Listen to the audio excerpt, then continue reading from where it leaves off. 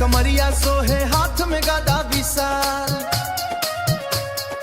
राम जी के सेवक सबसे न्यारा करेला करेला जग कमाल।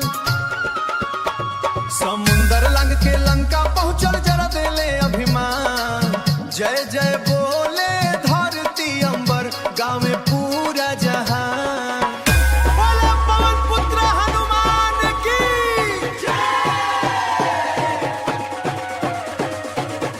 बोले संकट मोचन हनुमान की।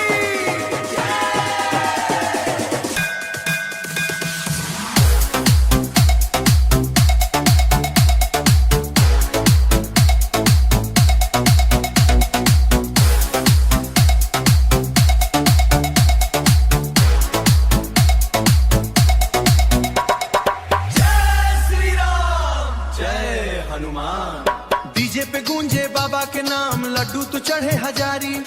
बजरंगी के ताकत भारी, कट जल हर बीमारी।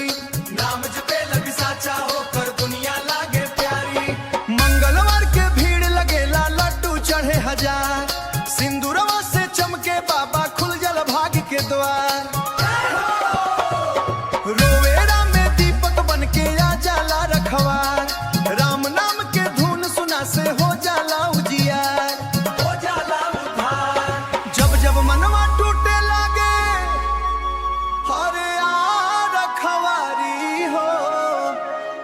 ढोल नाम के धुन सुना के दिल में भरो उजियार। बजरंगबली के चरणन में मिले सुकून अपार। बजरंगबली के सेना चली, जय जय हनुमान। तोहरे चरणन में शीश झुकाई, जय जय हनुमान।